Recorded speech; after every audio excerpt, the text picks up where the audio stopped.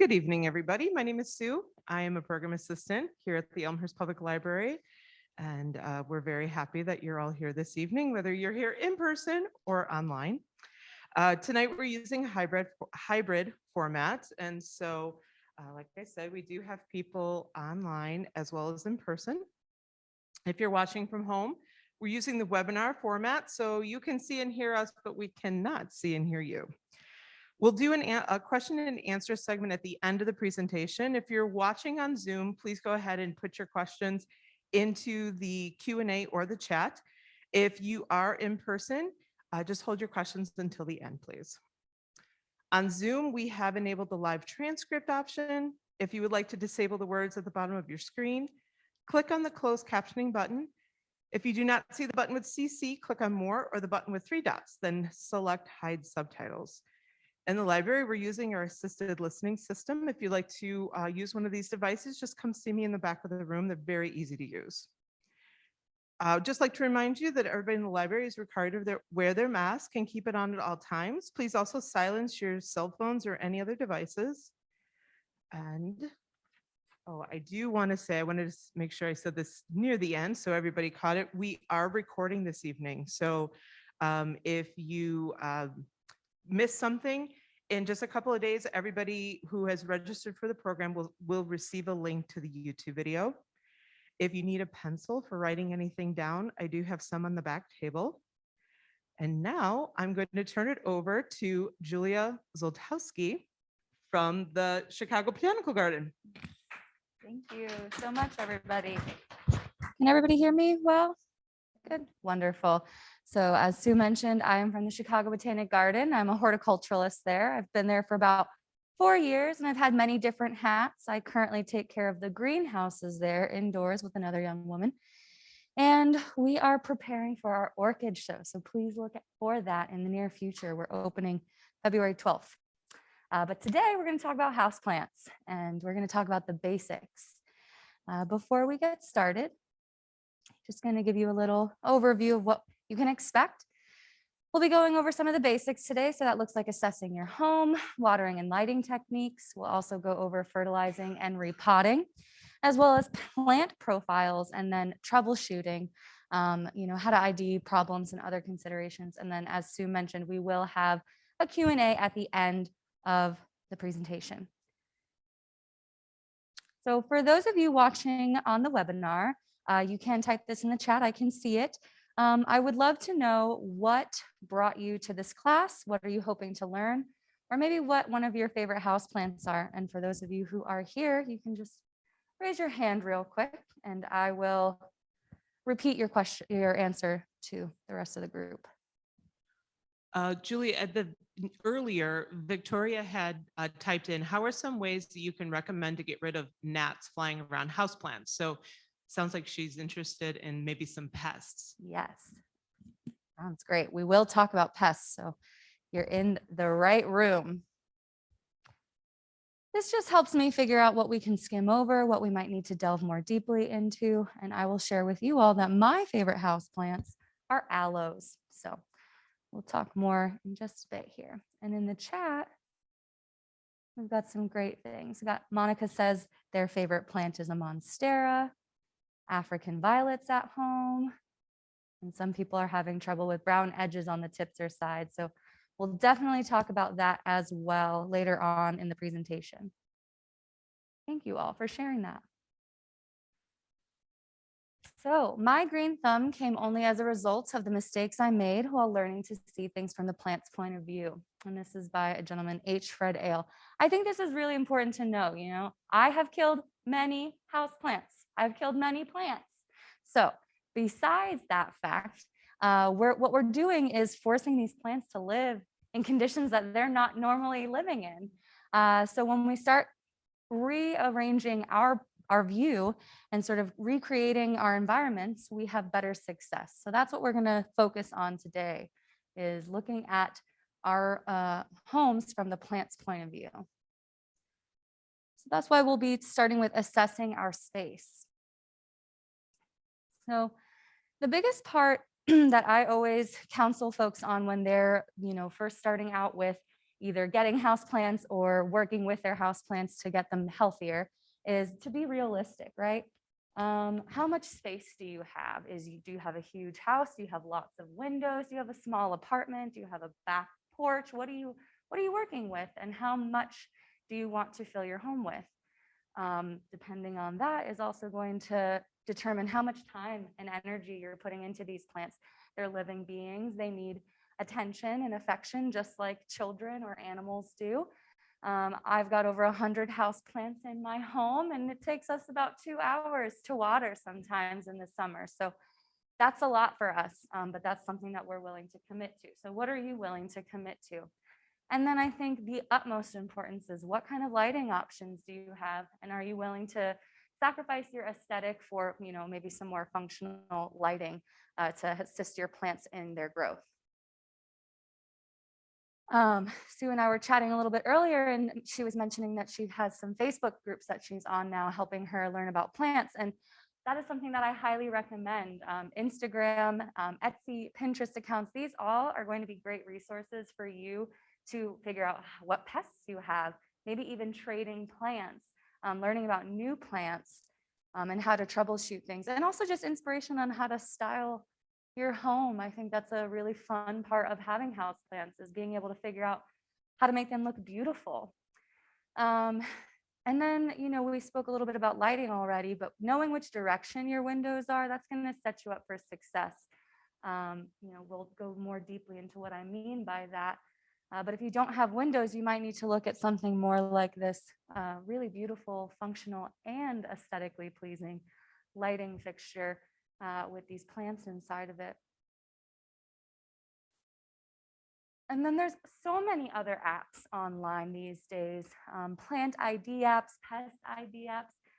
There are apps that you can scan your plant on, and it'll tell you exactly what disease your plant has and what the remedies you can use for. I don't necessarily utilize those apps, but that's because I've built an understanding of how to ID pests. But if you're just getting started, this is a great tool to use. And as I said, the community is there. You can really learn so much from the people around you, especially now that we're living in a more virtual reality. It's helpful to talk to people online. You can also go to your local garden centers and find the same kind of information if you're more of an in-person kind of gal or folk. And then I just really love being on these websites and these pages, because you just really get to see the possibilities, which are endless, in designing with plants in your home. And then this is just another example. This woman is a Instagram influencer who just has like her home completely filled. I want my house to look like this one day. All right, so after we've assessed our home and we've really considered what we're willing to commit to, what we can commit to, we need to start getting into the real foundations of things, which include our watering. There are two main killers of plants when it comes to watering, and that is overwatering and underwatering. So knowing the type of species of plants you have, that's going to better help you mimic what its needs are. Oftentimes we love our plants so much, especially our cactuses, and we water them too much, especially in the summer and even into the winter. And so we have to understand what kind of plants we're working with in order to give them the best support. Overwatering is the #1 killer. And the way that you can tell if you're overwatering your plants is you'll see mold develop. You might see fungus gnats or some of those other gnats that you can get annoyed by. You'll see that the petals or the leaves are starting to get soggy and yellow. You might smell it. But the leaves themselves will feel more wet than they do like crispy and dry and brittle. And that's how you know that you're overwatering your plants. But that doesn't mean that all hope is lost. You can still come back from these kinds of things. In the instance of overwatering, and if you have gnats, and we'll talk about the bugs in a little bit more, but with this, what you can do is you can take the plant out of the pot and you can And if the roots have an odor of sewage or black or they're brown, you can cut away, get rid of all the soil until you reveal nice white, fresh roots. If you don't have any of that in your root ball, then the plant is probably going to be dying sooner rather than later. But if you do find some fresh roots in there, what you can do is fill the pot, a new pot or this sanitized old pot, with fresh soil, and then repot the plant and let it dry out just a little bit before giving it a nice water, and do some watering from the saucer. I'm going to describe some other techniques for watering here in just a moment. On the other end of the spectrum, underwatering is another way that a lot of plants see their untimely demise. I am a notorious underwaterer. And so a lot of times plants will see their edges of life flash before their eyes. And so it's not, you don't need to lose all hope, but I will say that if you continually push your plants to these edge, they might see their death. But what you'll notice is wilting, browning, crisping of the edges. Sometimes it will yellow, but you'll see a brown, crispy edge before you see the yellowing, whereas in comparison to the overwatering, it's much more wet and like soggy and mushy. And as I mentioned, some plants will bounce back, but other times they will not. This is an example of just sort of how quickly a plant will bounce back from being underwatered if it's still healthy. If you continually stress a plant out like this, though, it will eventually stop producing as prolifically or just be stunted. And that's when you'll see more struggling plants. So now we'll talk about kind of like watering techniques, right? Those are the two sort of spectrums that two sides of the spectrum that you want to stay away from, overwatering and underwatering. And the ways that you can do that is by doing things like low, slow, and long deep soaks. And what I mean by that is instead of watering your plants every day with a little bit of water or every other day with a little bit of water, you water it once a week very deeply so that the water is running through the bottom of the pot and out into the saucer, so that the whole root ball is getting soaked. And that's how you keep and promote healthy roots in your soil. And then the reason why you want to do it slowly is because if you overwhelm the soil, it can splash out and displace nutrients. So you want to kind of do it very slowly. So the way that I like to do that is in the sink sometimes, or just from the bottom of the saucer as another way to slowly water. The plants will soak up, the roots will soak up the water from the saucer of the pot. And then you can prevent, that helps greatly prevent overwatering and underwatering. And then another thing I like to do in regards to watering, and this is also part of general maintenance that I do with plants, I call it clean and steam. Some people call it spa day. That's when you take all of your plants into the bathroom and you wipe them down. You wipe their leaves down. You give them a nice soap and water sometimes if you notice maybe some pests and diseases, and you give it some nice pruning and cleaning, and you let the humidity sort of kind of just bring them back to life. I do this a lot in the winter, maybe like once a month in the winter I'll do this. And then in the spring and summer, like every couple of months, depending. Especially like in the winter, we're getting stuffy. We don't have our windows open. There's no fresh air. The plants are collecting dust on them, and that prevents them from absorbing the carbon dioxide that they need, and also absorbing the light that they need. So cleaning your plants does a lot for them, prevents pests from coming. Pests really enjoy dry, habitats. So the more humidity we can promote by cleaning our plants, the better for them. Some other considerations, especially in regards to watering, is time of year. So we're in the winter right now, and that means that our water consumption for our plants is a lot lower.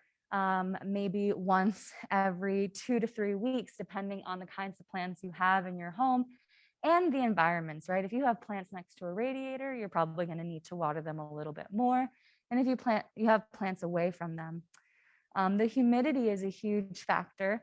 Some things to maybe purchase or see if you already have and utilize is a hygrometer, which will show you the humidity and the temperature in your home, and even like a soil moisture meter.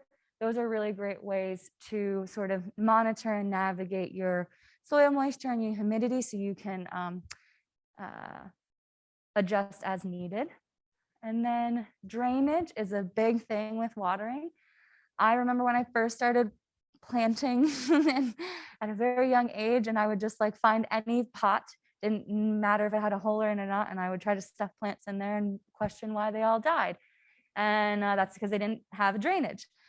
So you can turn anything into a well-drained pot. You just need to have a few little tools. So depending on the material, you can use like a diamond drill bit to make a hole in terracotta or plaster or ceramic and things like that, and still maintain the structure of them. And then I have some examples of vacation care we'll talk about in a second. But what I mean by that is I go away sometimes and I don't trust anybody to take care of my plants. So how do we do also, who would want to take care of 100 houseplants? That's a lot. So I have this as a trick for what to do when you're going away. Is that a question? What was that? The cactus? It was, the question was, what kind of cactus is that? That's the donkey tail, the burro's tail. So humidity. So a couple of ways that we can promote humidity is by purchasing a humidifier. There are lots of different styles and shapes and sizes that fit all kinds of budgets and spaces. But if you're not into spending money, which I'm not always into spending money, some quick and easy ways to promote humidity is grouping your plants close together. And then also filling your saucers with pebbles and then filling the saucer with water. That's going to help promote humidity as well. I don't recommend misting your plants every day, although some people say that helps with humidity. I think that it's the amount of time and energy you have to do misting wise. It would be like an all-day task in order to promote the same kind of humidity you would gain from, say, actually having a humidifier, or even the latter, putting pebbles in a saucer. And with misting, that can promote powdery mildew and other sort of leaf spot disease. So I don't recommend that. And then here are some examples. None of these pots have drainage holes in them, but they can all potentially become very beautiful pots. And then this is what I'm talking about when I'm talking about vacation care. So there's a couple of methods, but they all involve something that is taking up water and bringing it into the plant itself. So on the right, you have a little water bottle with a straw in it that's going directly into the soil. And the roots are drawing the water out of the water bottle and into the soil. And those roots have an intelligence, so they're never going to soak up more than they need, which is great. And this vacation care hacks, these can be just how you water your plants in general, even when you're not going away. And then on the left, those are all like some vegetable starts, and they have a wick that's coming out of the bottom of the plant, the pot, into a cup of water. And again, the same concept, the string is wicking up moisture. So these are some great options. All right, so now we've covered our watering basics.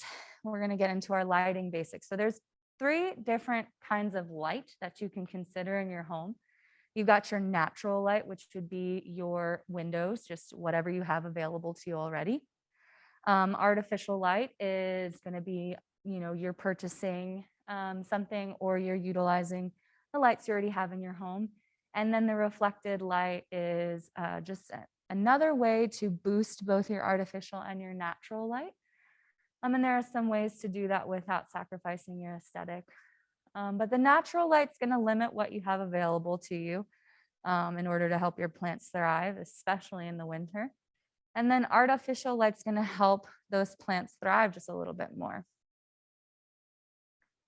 So with natural lighting, you've got your south facing, which during this time of the year is not what I'm describing here. This is just sort of your general lighting that you have during most of the year. Right now, our south facing sun is low and direct. So it's actually a really great opportunity to utilize the light to rearrange your plants and give some of those more light-starved plants some sun that they wouldn't normally get. But during the rest of the year, the south-facing sun is going to be high and angled. So hanging plants are going to get less light than your plants on the floor based on how the sun is coming into the house. Also, if you have buildings or trees or other things like that, those are all going to affect how much actual light you have available to you. With the west-facing light, that's going to be more of a bright medium light. And depending again on the structures that are in the way of those windows, can even support high light plants.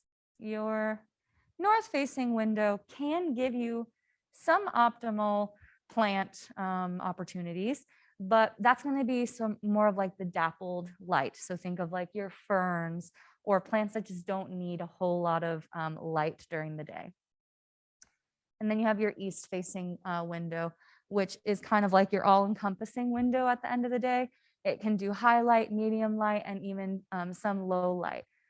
With all of these directions, though, you're going to want to consider sort of the possibility of overheating and burning your plants by putting them too close to the windowsill. So just keep that in mind as the spring turns to summer and we get into the hotter parts of the year. They're going to get magnified by the glass and the heat and the sun. So just, kind of push your plants away from the windows, give it a little bit more space, or put a nice sheer curtain in between the window and the plants. And that can kind of help diffuse the light and the heat and kind of keep them protected as well. But if none of these directions are available to you, you can use artificial light to promote your growth. This is an example of phototropism. And I put this here to show you sort of how plants will always seek the light. So indirect light can help or hinder plants. A lot of times you'll go to the store and you'll see bright indirect light is what the plant needs, a little tag, or highlight. And those really don't have a whole lot of information to offer you. So the plant itself is going to offer you the information. If you're putting it in one window that you think is a highlight window and you see it leaning towards the light, that means it's not getting enough light. And it's going to offset the growth on the other side. So what I like to do is I rotate them every few days, just a quarter of a turn, so that they start evenly growing and get light on all sides. All right. So when you're considering your artificial light, you're going to want to look for the quality, duration, intensity, and aesthetic. It's just always something I'm considering as I like to design with plants more than just take care of them because they make me happy. So quality, you're looking for the color of light. And what I mean by that is you'll see that there's, full spectrum LED, there's blue lights, there's purple lights, there's blue and purple lights. Those are all have different like utilizations for them. And so the full spectrum is great for growth, flowering, vegetative states like growing vegetables. And then you also have the blue and purple, which is great for blooming and just general growth. And so I oftentimes opt for the full spectrum because I'm growing a variety of plants and I'm not just growing like African violets or other flowering plants. But if you're growing particularly flowering plants, you'll want to have like that combination light so that it's promoting both the bloom and the growth. You'll also want to consider how long you're having the lights on, especially in the winter. You're going to have them on longer. 14 hours a day is usually how much light you're going to give your plants to keep them happy even in the winter. So if you're having to do that, you might want to have a LED light instead of a fluorescent light based on just like expenses and energy output. And then the intensity is just like wattage, because you can also just use a lamp or the cabinet light underneath your like your counter. I have like one of those underneath the cupboards, and so you can just use that for your herbs or something. So they don't have to be these like high intensity lights. Again, that's really just going to be dependent on what you're growing and what the purpose of that is. And then all of that is going to factor in your cost, your efficiency, and your design appeal. Like I showed those hanging lights from earlier. And I have some examples of lights that I have in my home that I'll show you in a moment as well. So again, the blue and the purple lights are going to help with your blooming.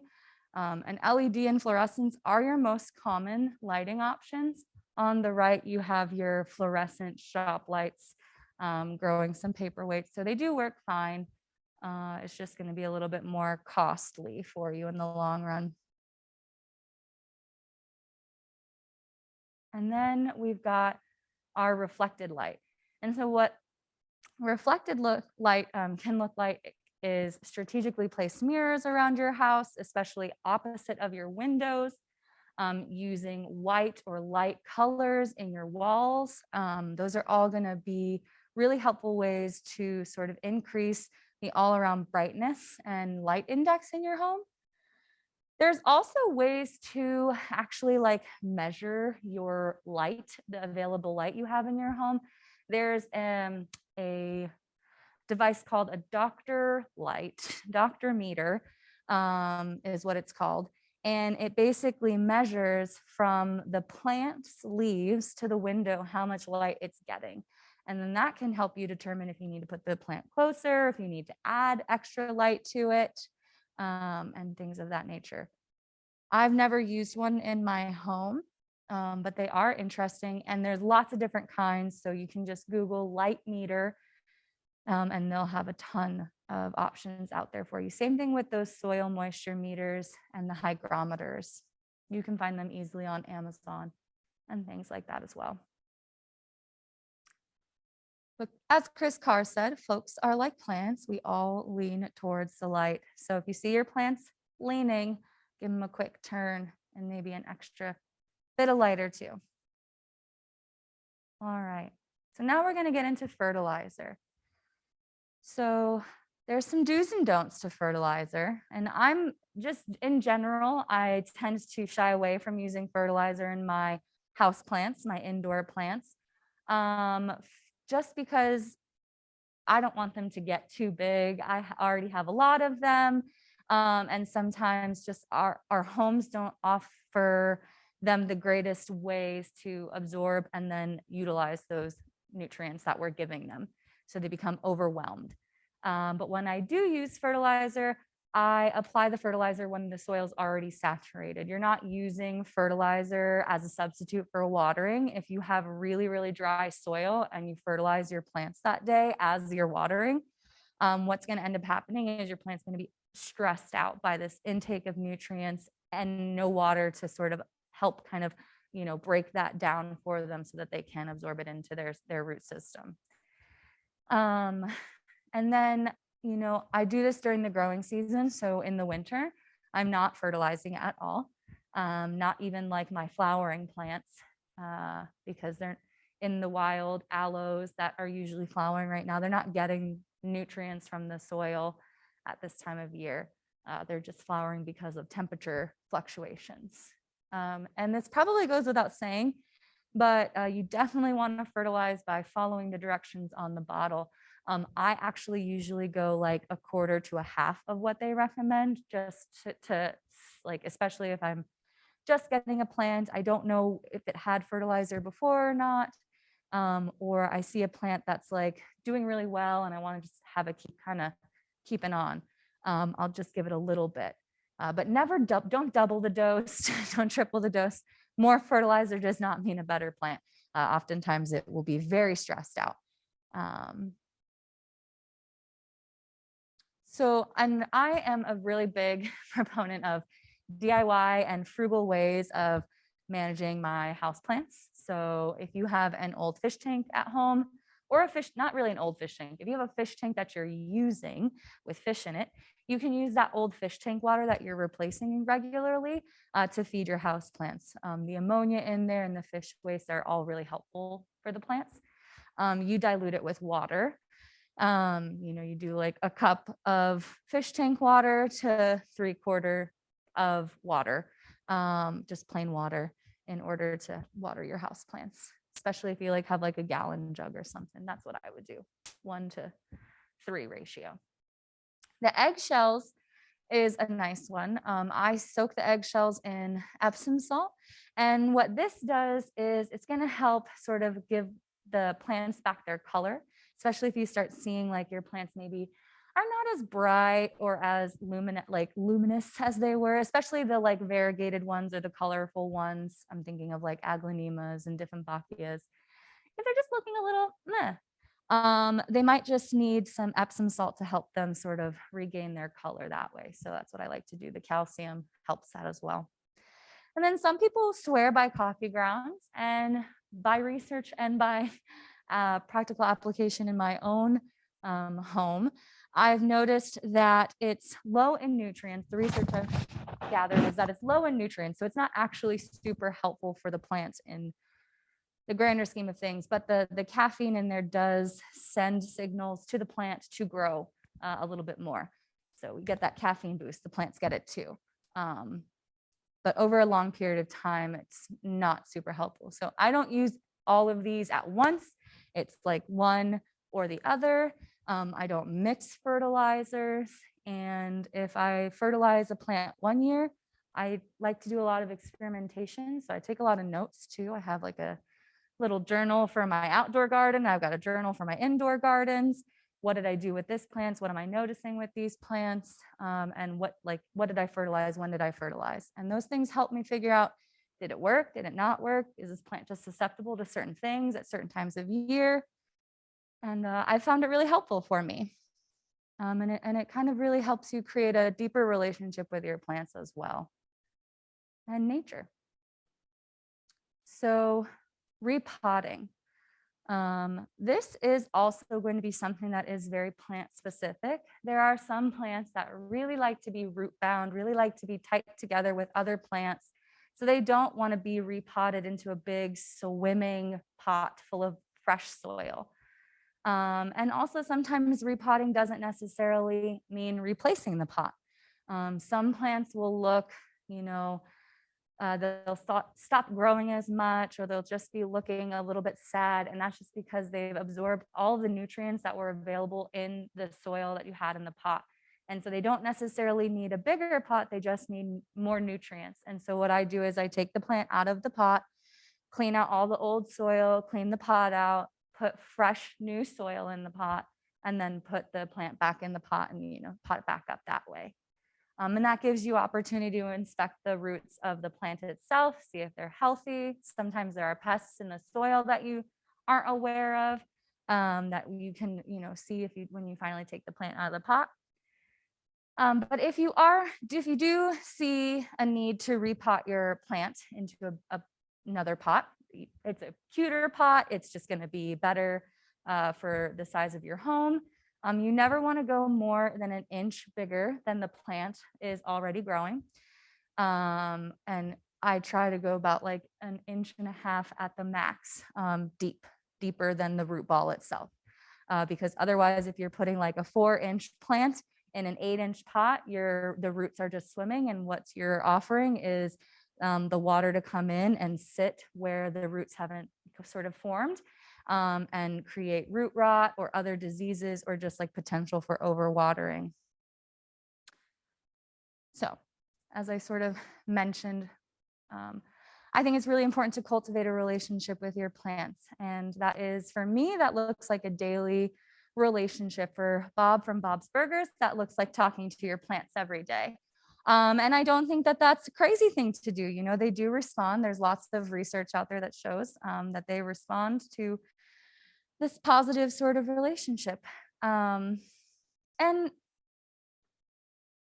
I don't get too much in it, but the general maintenance and care, right, of these plants, if we do daily we walk around our house daily and look at each plant individually, we're more apt at catching the subtle changes that happen in our plants, and even things like noticing the first mealybug and being able to get that mealybug off before you have a whole outbreak.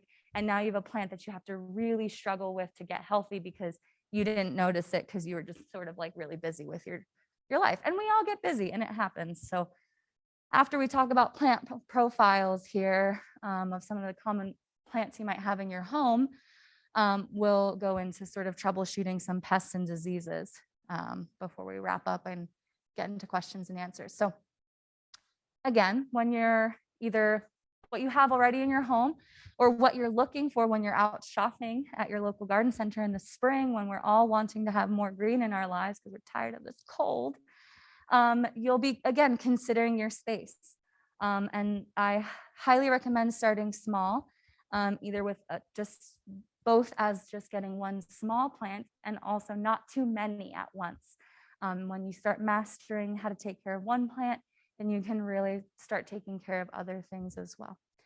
Always want to consider the level of care of need that's needed. Some plants are so gorgeous and so beautiful, but they are notoriously hard to take care of, like a fiddle leaf fig or a chain of hearts. Some people are masters at it, but a lot of people have met their demise by cultivating a relationship with fiddle leaf figs.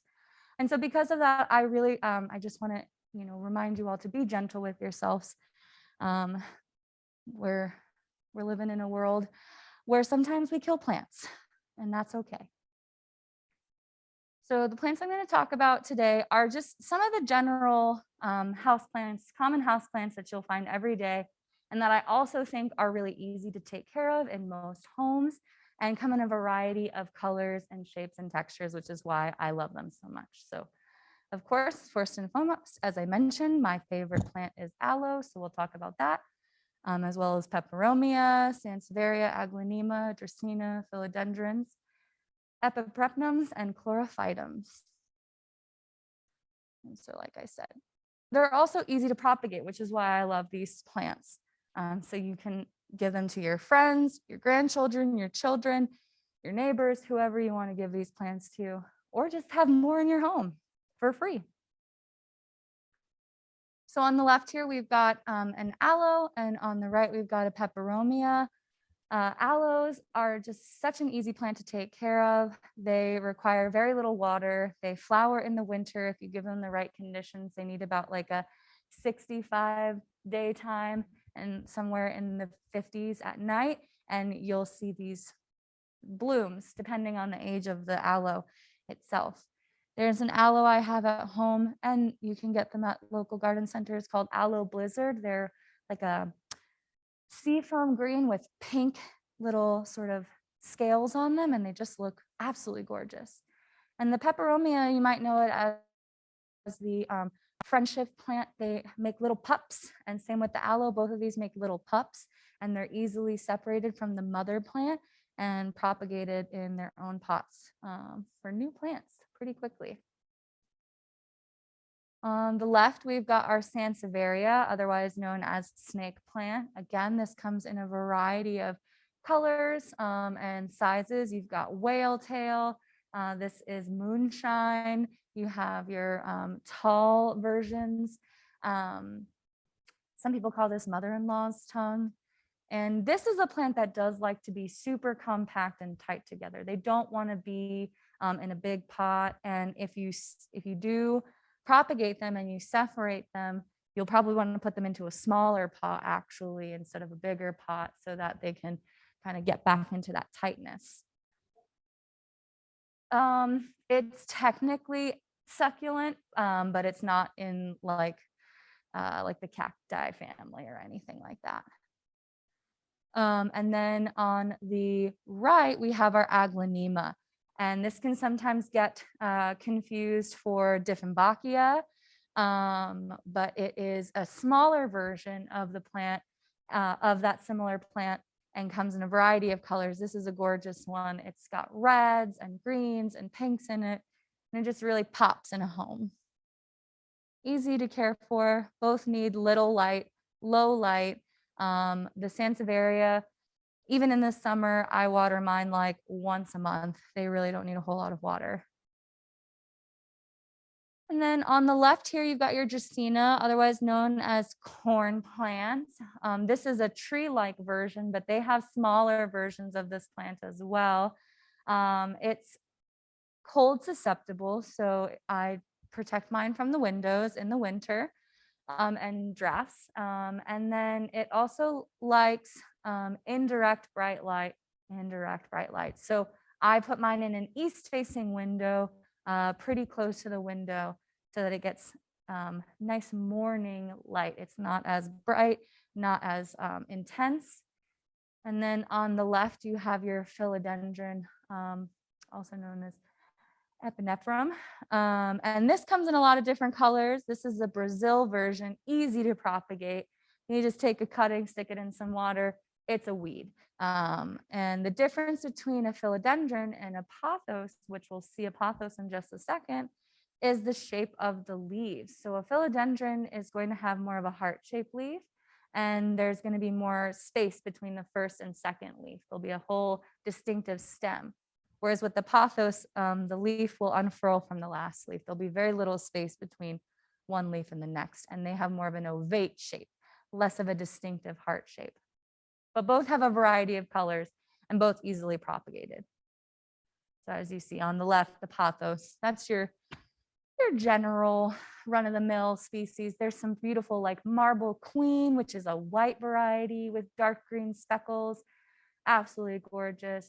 Similarly, easily propagated, doesn't need a whole lot of water, doesn't need a whole lot of light, vigorous grower. And then your Chlorophytum on the right there is your spider plant. And that's a variegated variety, which I absolutely love. They'll send out shoots that will have pups on them as well. And they also flower, which I find absolutely so cute. This beautiful white little small dainty flowers. And with the spider plant, I'm sure many of you who are houseplant owners now know that you can just take the pup and place it as it's attached to the stem, keep it attached to the stem and just place the plant onto a new set of soil, and it'll send its roots out, and then you can eventually cut the stem off. And that's a higher success rate of propagation with spider plants that way.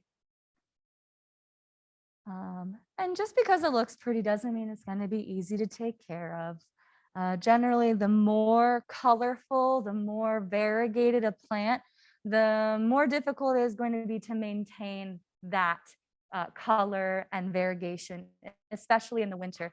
Doesn't mean it will go away forever, right? Especially in the winter. You might see a plant revert back to a solid color, and then as the sun comes out more and you have more light available, it will come back to its variegated form. So before we wrap this up, we're going to go into troubleshooting when the basics are covered, right? So your watering is on point, your lighting is perfect, and you have checked all the boxes with your potting. Maybe it's pests, which happen to all of us. Or maybe it's a disease, which can sometimes be avoided. And then, as I mentioned before, with regular grooming and maintenance, we can prevent both of those and keep our plants happy and healthy. So I don't put too many pictures in here because it's often really hard to see the pests at this size. They're very little. So when you do see them, it might be after they've exploded in their populations. I like to have a little magnifying glass when I'm looking at my plants, and I look underneath the leaves, I look on the stems, I look in the soil, because the bugs can be anywhere. And depending on the type of pests, some of them have tendencies to live in certain parts of the plants than others. So aphids in particular tend to go for the newest growth. So you'll see them sort of in the center of a plant if it's like a rosetting type of plant, or at the newest growth at the top. They come in green, red, black. They are prolific. They do have wings. And some of the ways that I have managed to get rid of them is through manual removal. They're a soft-bodied bug. What I mean by manual removal is like taking the plant into the bathroom, hosing it down, taking my hands and like taking them off that way. They're a soft-bodied insect, so being suffocated by like neem oil is helpful for them. That will slow them down. They'll die that way. I usually go for more organic methods or less chemical methods of removal, but there are options, and we'll get into that in a little bit. I'm getting a little bit ahead of myself. Spider mites, mealybugs, fungus gnats, scale, thrips, and whiteflies. These are all your common houseplant pests. Spider mites are usually, they're going to be webbing. So that's what you'll notice before you see the spider mites, because they are so microscopic, but they do come in red and white. The mealybugs are white. They have more of like this powdery aspect to them. They look like little trilobites, like they've got lots of the legs on them, and they're white. The fungus gnats, these actually, surprisingly enough, are not actually damaging your plants. What they're doing is they're called a secondary pest, and they're just taking advantage of an environment that's been created for them, which is the soil. The soil is heavily saturated, which is what fungus gnats want to live in. So when you're seeing fungus gnats, what you really need to be looking at is your soil. So taking your plant out of the pot, checking the root system, letting your plant dry out, maybe changing the soil out, cleaning the pot out. Those are all going to be ways to help get rid of the fungus gnats. Scale is, they're a hard-bodied insect. They tend to look like little scales, like a dragon scale, and the way that they sometimes it'll just look like one. Other times when they're really bad, it will look like lizard scales or dragon scales along the stems and underneath the plant. Sometimes they just look like black spots or brown spots. So knowing if it's a leaf spot versus a pest is by just like taking your nail or a Q-tip, and if it removes with you taking it off, then it's scale. But if it stays, then it's a leaf spot, and that's something else. Thrips generally give they look like a miner's gone through your leaf. So there'll be little holes or trails kind of going through your leaf, and mottling. So the leaf will look see-through. That's indicative of thrips. And then whiteflies are exactly as they're described. They're white flies, which sometimes can be mistaken for aphid larvae, which also looks kind of like whitefly. So a good way to determine if it's whitefly or aphid nymphs is by tapping the plant. If the white flies fly away, it's a whitefly. If they drop down, it's aphids. So that's a good way to determine between the two. If you think you might have bugs in your home, there are a lot of different things you can do. One of the things is I've ordered online from Amazon, and you can get them in your garden center, are the yellow sticky traps. Those will attract aphids, they'll attract your fungus gnats, and they'll attract your thrips and your whitefly. It will not attract scale, and it will not attract mealybug, but it'll cover a lot of the other bugs in your home. If that's not working, you can use neem oil with some dish soap and spray that on your plants. The cleaning and steaming is going to be another good way to help with that. And then manual removal. So taking a Q-tip and some rubbing alcohol and dipping the Q-tip in rubbing alcohol and taking a little cup and removing it that way. Now, I'm going to talk about this in a little bit, but beyond, if you notice that a plant has a pest on it, the first thing you should be doing is putting it into isolating it, if you have that option. You want to keep it away from your other plants. You want to inspect the other plants that it's been around to see if this is now an infected plant as well, because maybe you spend all this time caring for this one plant, getting it super happy and pest-free, but all the other plants around it you didn't notice had pests on them also have pests, and now that plant just got reinfested. And that's how you perpetuate the cycle. Sometimes what happens is you bought a plant from the store and you brought it home, and that plant had a bug on it or a disease and you didn't realize. So I always Keep that plant isolated before I integrate it into my home, especially if somebody's given it to me as a gift or I've gone to a plant swap. And I wash it too. So I'll take soap and water and just rinse it down and keep it separate for a week at the most, just to see.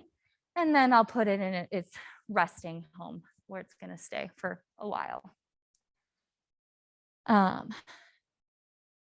So then we have our diseases, and sometimes these diseases are actually just environmental factors. So root rot is a big one, crown rot, those are both sort of, they happen due to overwatering or just like it being too cold for too long, and like you watered your plant heavily and it just didn't have time to dry out. Excuse me, powdery mildew usually occurs with outdoor plants, but sometimes can occur indoors, and that's due to either, as I mentioned, spraying your plants, misting your plants regularly, or watering from overhead. So instead of watering at the soil level or in the saucer, you're watering the leaves, and the leaves are just like the water's just sitting on the leaves, and that's how powdery mildew spreads. Leaf spots can be from a variety of different factors. They can look like really big or really small, black, brown, yellow. Sometimes those can be nutrient deficiencies. Sometimes that can be from over-fertilization. So when I'm noticing leaf spots or even the pests, for instance, if I see like the speckling or the see-throughness of a leaf, I remove them. I cut them off and I remove them. And I just monitor those plants closely if I haven't been able to identify a pest, because sometimes those leaf spots are just a byproduct of pest damage. Leaf drop can be from underwatering, it can be from drafts, it can be from temperature fluctuations, it can be from over-fertilizing, stress. That's why I really do recommend like keeping a notebook so you know like what you did to these plants at what time, so you can really think back, oh, maybe it was because I overwatered it or I over-fertilized it. Cold damage also looks like leaf drop. It can look like crispy burnt tips at the edge. Brown edging can also be because of underwatering or too much heat from the light. Like if you bring your plants outside in the summer and then you bring them inside in the winter, sometimes if you don't gradually introduce them to the sun in the summer, they'll burn because they're not used to that much sun that quickly. They've been indoors for as long. They get sunburnt too. Wilts can be from overwatering, can be from underwatering. Flower bud drop again can be from cold. It can be from over fertilizing. It can even be from if you did do a pesticide spray or like an insecticide spray, or even soap and water sometimes can do this if it's too much. Can make the flowers drop their buds or just like die before they would have normally, because they're the more sensitive part of the plant. So they'll be the first to react poorly to that kind of stuff. And then mineral buildup is generally something you're going to see on the soil. And that's because of our water. Our water just has different nutrients in it and minerals in it. So something you can do, and why I encourage slow and deep watering, is because when you water slowly and you let the water run out of the bottom of the pot, what you're doing is you're pushing all those minerals out. So it's flushing out the soil, and so you'll kind of reset the mineral buildup from there. But as I mentioned, isolation and recovery. So with all of these, you'll want to kind of, the moment you notice a pest or a disease, you'll want to monitor, remove it from its general population, and take care of it until the rest of them, till it's recovered, and then bring it back in. But monitor your other plants as well. And then with pruning and maintenance, cleaning the leaves. So like we talked about earlier, there are like little gloves you can buy that look like little mittens, and you can just sort of clamp the leaf and run your hand against the leaf, and it will take away the dust off of your plants. Pruning the brown tips, that's an aesthetic thing mostly. But what it also can offer you is you're preventing pests from being attracted to this area, because the dry material is what mites in particular are going to go to first. Same thing with plant matter. If you notice that you have some brown tips or stems on the plant itself, you can remove it. But if it's in the soil, on the top of the soil, you also want to remove it that way. Highly recommend the clean and steam, maintaining optimal temperature. So for, again, different plants, it's going to be different temps for different parts of the year. But a general 68 to 72 degrees is going to be great for most of these plants. Keep them away from radiators or drafts, and that's going to help them too. And this last one might not be available to everybody, but if you can use filtered water, that's going to really help your plants. If you can't use filtered water and you only have tap water available, letting your tap water sit out for a little bit will help the minerals fall to the bottom of the cup or whatever you're watering with. And then you just won't use that last little, like inch or two of the water. And that will reduce your mineral buildup and poor reaction to your plants. For instance, I have some Nepenthes, a pitcher plant. They cannot have any kind of minerals in their water. They just will start spotting, and the pitcher plant, the pitchers themselves will start shriveling up because they're just really sensitive to that kind of stuff, to the minerals in the water. So we use reverse osmosis for those plants. And there are lots of other ones that would benefit from it as well. Okay, and so I did mention that I was going to show you some of my houseplants. This is my back porch with the west facing window. It's all white walls, and we recently installed a bunch of lights in there because it's not as bright in the winter time. And this is our mostly cactus house. So there's a couple of blooming plants back here. There's a couple of other things as well, but we wanted it to be our cactus house. And then this is the front of our home. This is an east-facing window with a big, huge tree in the front of it. It's a very small window, so we have two lights. They're full spectrum, and they're called Black Magic. I really highly recommend them, actually. They're about $100. I got mine at Home Depot. And I recommend them, especially if you also start seeds or have a vegetable garden, because they fit perfectly above a 72 count cell tray for your seedlings, and they have an adjustable stand. These are hanging, but they also have legs that adjust to the height of your plants. So I can't recommend it enough. It's a really great product. And we also have a humidifier. You might not be able to see it. Those of you who are live can see my mouse. It's a giant. It's like 2.5 feet tall, and it takes about 4 gallons of water in the winter to keep our humidity levels at about 56, which is still not ideal for most of these plants, but it's better than nothing for them. And then we've got our bathroom with our different pothos, and then my little Sansevieria area, which we have our reflected. You can also see the example I have here. We have a mirror reflecting against that east-facing window that doesn't get a lot of sun through it, and it sort of makes the room a lot brighter. And then it's a nice little meme that says, "This is fine." The more plants, the better. So thank you all so much.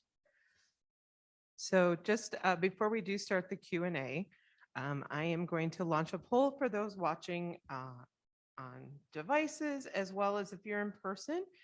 If you wouldn't mind filling out the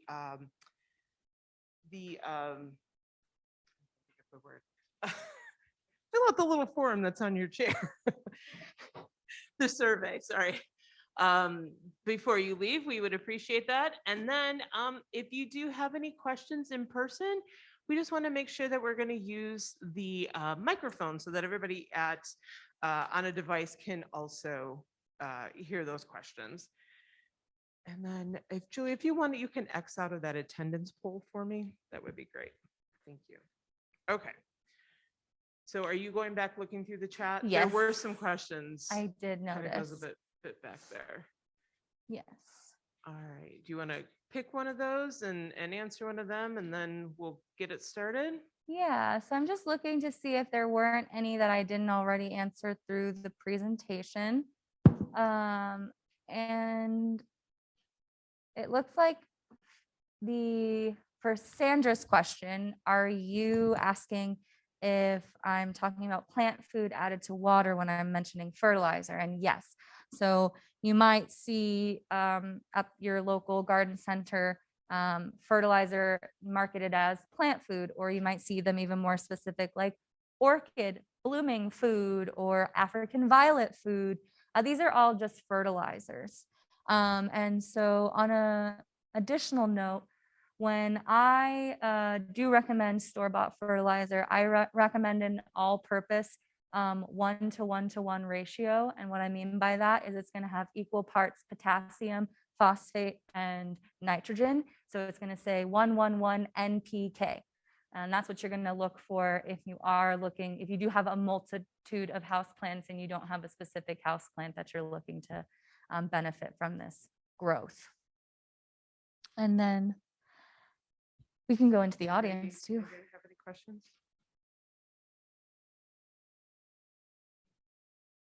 Hi, I had a question about succulents. I started growing a little succulent plant. I popped off a couple of the leaves, let the ends dry, and put them in dirt.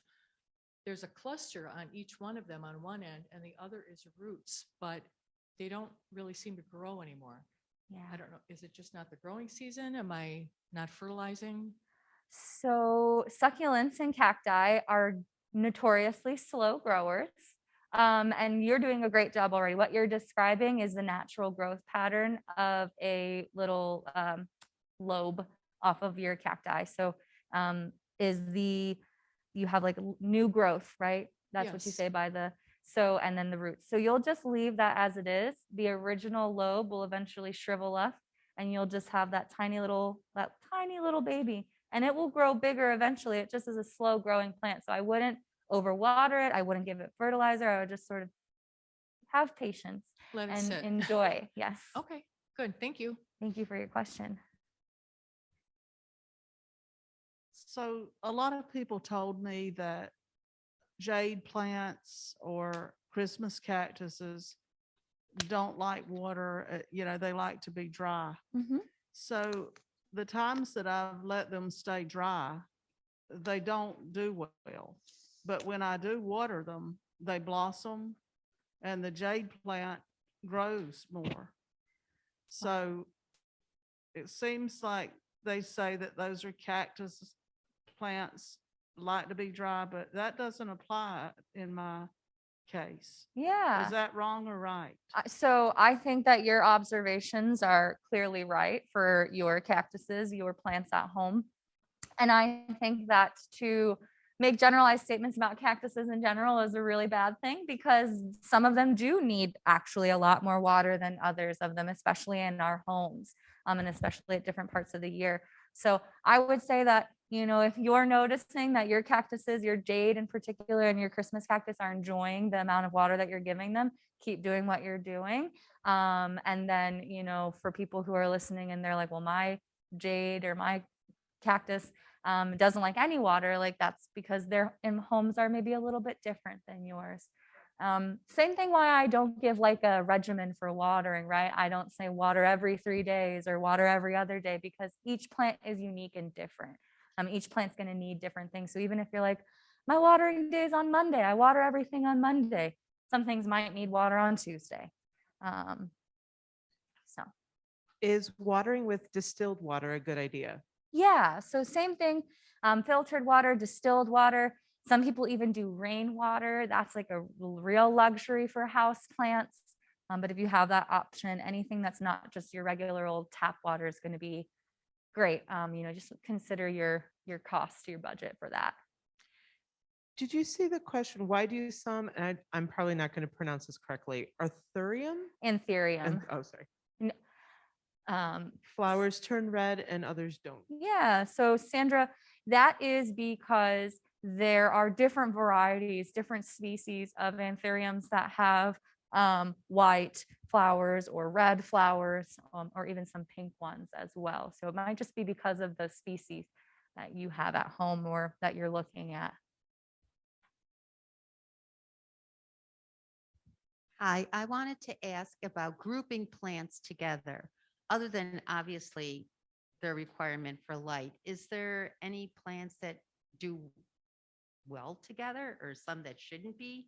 I keep my dun cane and my mother-in-law's tongue and they're good friends. I mean, Yeah. I'm afraid to even move them. That's an amazing question. Thank you for asking that. So in the like vegetable gardening realm, right, you have companion planting, where some plants are benefiting from others, whether that's pest repellent or nutrient fixation, things like that. But in our house plants, I don't really see a natural benefit or a detriment to grouping different plants. I mean, I guess I wouldn't necessarily put my cactuses with my like super tropical plants, but that's just because I'm trying to create certain environments for them. But beyond that, I really don't think that there's anything to consider when you're grouping your plants together, except for aesthetic. What looks good to you, and maybe what plants say, I like hanging out with my other friend. And then I see the question here in the chat from Aman. Yes. Yeah. From, I think it says, it's from Amanda. Oh, Amanda. Okay, That's okay. sorry. My bonsai tree, Golden Gate ficus, I think, lost all of its leaves. Is there any hope it will come back if I continue to water? Yeah. So I guess without knowing more context, like did it come in for the winter? Some ficuses do just generally shed and go dormant in the winter. So one way to determine if you have any hope or if all hope is lost is either taking a clean knife and just gently just sort of shaving the slightest little bit trunk or a branch off to see if there's any green pith underneath that. If you see green, the plant is still alive, there is still hope, and I would water. But if you notice that it's white or brown or brittle, there's probably not a whole lot of hope that that plant is going to come back. I have 2 Christmas cactus. How do I get them to rebloom? Yeah. So Christmas cactuses need, they're very specific about the light that they need and the temperatures that they need. And they generally bloom during this time of year. So you'll start increasing your watering just slightly before this time of year for them so that they can sort of get ready for their blooming. And you can even add some extra fertilizer to help. But some just generally don't bloom every year. Just like people, we're not always super successful every year or super rich every year. Some of us don't bloom every year. So don't be discouraged if one year you get a ton of blooms and then the next year you don't. The plant just has to go through its natural cycles. Do you ever hibernate your Christmas cactus? Do you ever put them away like an amaryllis? No, No. no, I leave them out all year. They're a tropical epiphytic plant. So they're going to be, what that means is that they're hanging out in the natural, in the wild on trees. And they're just sort of like hanging in the branches of them. So they don't get a lot of light to begin with, but they don't ever like go into a hibernation themselves. So Amanda continued to share that the first time it dropped all its leaves, it was the first time it dropped all its leaves, but I moved and I don't know if that stressed it. Yeah, so definitely moving a plant from one home to another, or even just from one space in your home to another, can greatly stress a plant out. So I highly recommend gradual moving. Maybe it doesn't get into the window just right on that day, but a couple of days later it gets into the next spot that it's going to be into, just to sort of help with that. If it's a moving trip, like you're taking this plant outside and then bringing it up the stairs into your next home, I highly recommend wrapping, especially in the cold winters that we're in right now, wrapping your plant in a blanket and then in a garbage bag or a plastic bag to sort of keep it warm as you're bringing it into the home will mitigate any stress that it might endure. Doesn't necessarily mean it's not going to get stressed out. Moving is stressful. So those plants that, I forgot what they were called, but they have the trailing leaves, the phyllos or, Pothos and the Yeah. philodendron, yeah. yeah. Is it going to hurt them if you just constantly prune those trailing so they don't get too big and just Yeah. always cut them off? as You you're- can totally cut them as often as you'd like. I mean, to the point that if there's only like 2 leaves on your plant, then maybe don't cut them. But if you're just trying to keep it shapely and manageable, all it's going to do is promote more growth. So you'll get a bushier plant if you keep cutting it, but you might not necessarily get like a longer plant. So. How do you get an amaryllis to rebloom? I have tried to keep the bulb after it blooms, but never have luck. Yeah, so amaryllises are not one of my fortes, but what I do know about them is that they need to go through a dormant period. So putting them into a basement or a cool place in the summer is ideal. And then, starting in the fall, you'll want to take them out and keep them in a cool place still. You'll start seeing green leaves growing, and then hopefully through that dormant dark period of time that you've given them, it will signal to them that they can bloom. Giving them a little bit of fertilizer can help, but they generally like cool weather.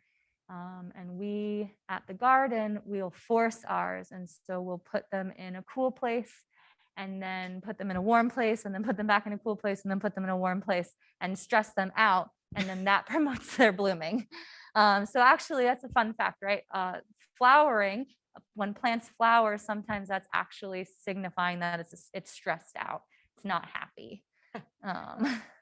I don't have a lot of experience with indoor plants, but I do with amaryllis. I don't bloom my amaryllis at Christmas time. I bloom it now, and I use it in my preschool classroom to teach measurement. And because the amaryllis grows so fast, we track its growth every day.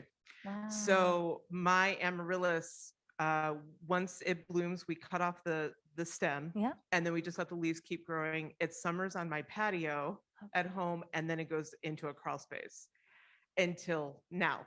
When it comes, we cut off the leaves, we put it in the crawl space, and then I bring it out now, and it starts growing. Yes, that was the other thing. Thank you for reminding me. So yes, after it's done flowering, you want to let those leaves kind of yellow out and die out on their own, and then put it in its little dormant phase. Wonderful. One more. My Song of India plant has some stems that have beautiful striped leaves, and there are a few stems with nothing on them. Should I prune those stems? So when you're looking at the stems, again, a rule of thumb is to either your nail or a knife to reveal if there's any green pith, which is just the underlying skin of the plant, or alternatively kind of just bending and seeing if the stem is brittle. If it is, then it's obviously dead. If it's not, it could still put out new growth later on. Any other questions in person? No? All right. I thank you so much, Julia. This was very interesting. Thank you, Yes. everybody, for coming. And remember, you can watch this again. If you didn't catch everything, look for an email with the link to on YouTube. Thanks, everybody. Have a good night. Bye-bye.